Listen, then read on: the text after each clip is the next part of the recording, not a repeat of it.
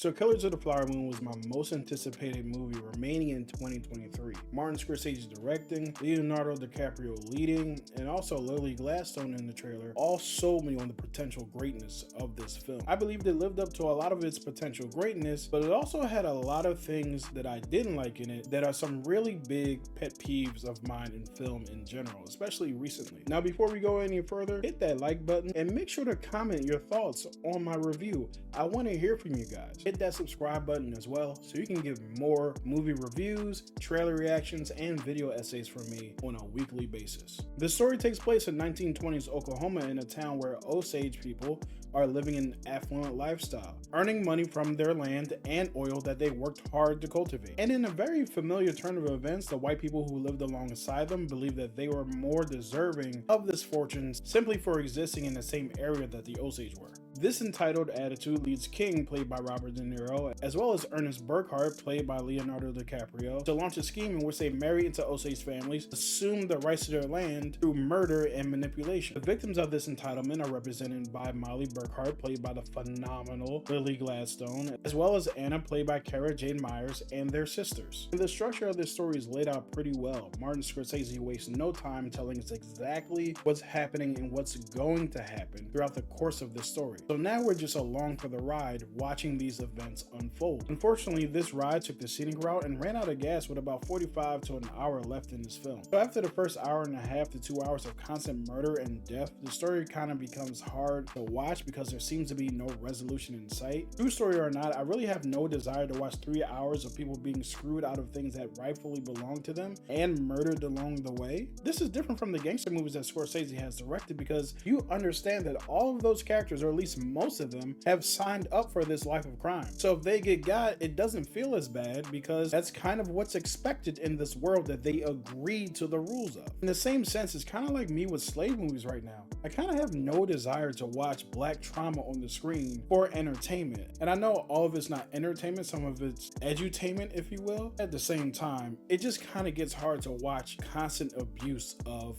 people who are not deserving of their fates. Towards the end of the film, I was begging Scorsese to land the plane. If the movie were about an hour or so shorter, I believe it would have been a masterpiece instead of just being really good. Outside of the dragging runtime, there are some important beats that I want to get to, namely the wealth and affluence of the Osage people that I laid out in the synopsis. I'm really uneducated on the way the Native American people have lived throughout the history of this country outside of the gaze of pain and suffering. This story is another story of pain and suffering, but the little bit of a glimpse that I got to Native American people, Osage people specifically, living well, thriving, building their own communities, being respected by each other and their own people, because they certainly weren't respected by the white people in the areas that they lived in. I mean, how many times did we get to certain points in the movie where one of the characters who were white were asked to kill one of the Osage and they were like, okay, cool. There's a particular character who's asked to commit a murder and he's like, nah, I don't want to do that. I'm good. Leonardo DiCaprio's character brings up the fact that that person is an Osage, and quickly,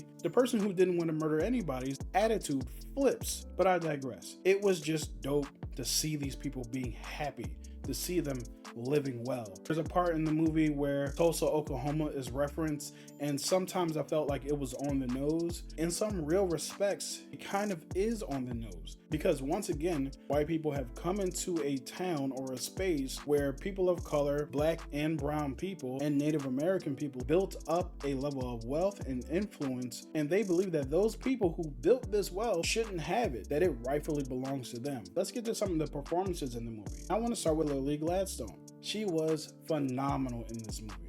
She played her character so incredibly well, whether she was dealing with sickness and you could really feel the weakness coming from her body. There are some things I wish were explored more in terms of her wit and her intelligence. If this is a true story, which I think this is kind of based off of a true story, maybe she was in the situation that she was in without really seeing what's going on because she was blinded by love or loyalty or just not wanting to see what was happening right under her nose. I have a hard time believing that her character was seeing all these things that were going on and wasn't seeing her husband being a part of this. At the same time, we all know stories about people who are in love with one person doing something super devious and the other person just not suspecting them, even though we feel like they should. It all comes down to, I can't register that that person would do that to me or could do that to me. So I get it in that respect. But her character, I really wish got more screen time. It had more of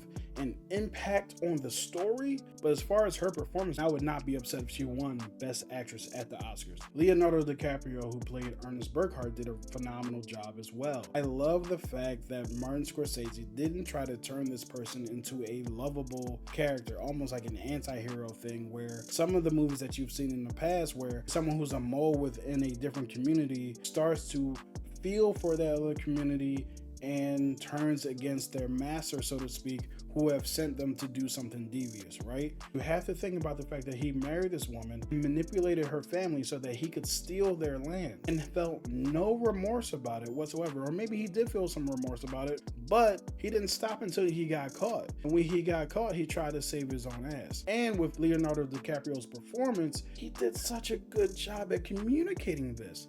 And even some of the physical challenges that Leonardo DiCaprio went through, obviously that's not how Leonardo DiCaprio talks, that's not how his jaw moves, that's not how his teeth looks, and I know that's hair and makeup, praise to them, but the way the character was shaped and communicated by him, commendable, Oscar worthy. Maybe there are some other performances throughout this year that may have been better, but that's not to say that Leo didn't do a phenomenal job in this role. To round out this trinity of great performances in this movie, I'm also going to talk about Robert De Niro. Robert De Niro played so subtly, I care, but I'm here to kill you, in such an amazing way. He was a marvel to watch on screen because at the exact same time, he's comforting one of the Osage whose family member just passed away. He's going over to the other corner talking about how to take out another family member. Like, this dude was diabolical. It was so strange to see how sincere he looked when he was talking to the Osage people and how devious he was when talking to his own people. I believe that Robert De Niro should get a Best Supporting Actor nomination for this role. Sometimes we take older actors who have been doing it well for a long time for granted. I'm not going to take this performance for granted. He was dope in every sense of the word. And finally, let's talk about the directing. Martin Scorsese, Mr. Cinema himself. He pulled off a phenomenal looking movie, a well-told movie up until a certain point. He continues to show that talent does not go away with age. He has not slowed down in his ability to tell a good story. He was a master behind the camera. I just wish he was a little bit more masterful in the editing room. It's hard for me to say anything bad about what was being shown on screen and how it was being shown on screen. The beauty of fields and natural environments and the Osage people just looking gorgeous and beautiful in their garments and how they were represented from an aesthetic standpoint. If you are Native American and you're watching this and you have some complaints about the movie, I want to hear them. I'm totally open to you saying, yo, this joint was trash, I hated the way we were represented, and I really wish this movie would burn in hell. That's totally cool. I don't want you to ever feel like you have to curtail your opinions because I enjoyed something. Come on and talk to me about it. Let's get into the negatives. There was another movie earlier this year that focused on its white characters as the protagonists in the story that I believe would have been better if it focused on the minority characters in the story. Air, the story about Michael Jordan. Are these movies remotely the same? No, but I believe in Air, if the story was told through the eyes of Viola Davis's character, Michael Jordan's mother, it would have been a much better movie because everything she did was way more interesting than what was going on in the boardrooms of Nike. In this same way, with this movie, I believe that this story would have been better told through the perspective of the rest of the Osage people who were suffering these losses and couldn't understand where it was coming from, and also had a snake right underneath their nose who they trusted was not going to be like the other white people who they know don't like them. I believe that that would have been a much better story than the one that we got. That's really my biggest complaint about this movie, besides the fact that it's way too damn long. This movie is 3 hours and 26 minutes, and it really should have been 2.5 hours. Let me get to the very last complaint I have about this movie. And this might be spoiler territory, so let me put up a warning right now. If you do not want to hear this part, fast forward to the end of my review where I give my rating. I'm putting chapters in here so you can do that. After Ernest Burkhart and after King both get arrested and tried, we find out that they do in fact go to jail and then get released on good behavior. That's not my issue with the movie. My issue with the film is that it's never shown. I want to see the moment when the character finds out that they are in fact going to jail. They realize that their world has been flipped upside down. They have been caught for their crimes. Instead, we get an artistic rendition of the end of the story, which is told through a musical band, and Martin Scorsese approaches the screen and just reads off what happens for the rest of the movie. You would think that they ran out of money, but it's Martin Scorsese.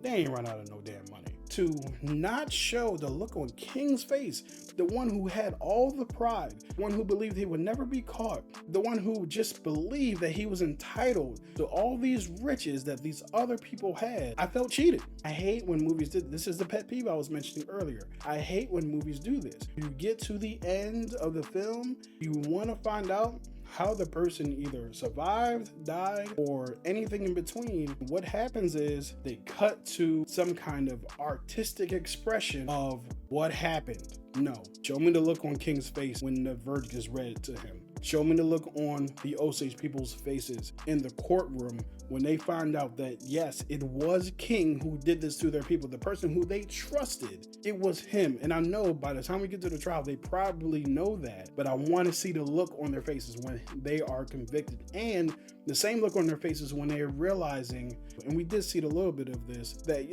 Ernest Burkhart was behind the killings of this entire family and trying to steal our land. We trusted these people. We're cheated out of that. That's my biggest pet peeve with this movie. One of them, because the runtime is king when it comes to that. Whew, felt like I just said a lot. All right, spoilers are over. So let's get to my verdict. I'm going to give this movie a 3.75 out of 5 stars, a B+. It's not a masterpiece, unfortunately, because it overstays its welcome and keeps playing the same beats over and over and over again. However, it would be crazy for me to deny the masterful work that Martin Scorsese and cast put into developing and making this film. So that's my experience with Killers of the Flower Moon. Let me know what you guys think in the comments, and I will see you next time. Love having you with me.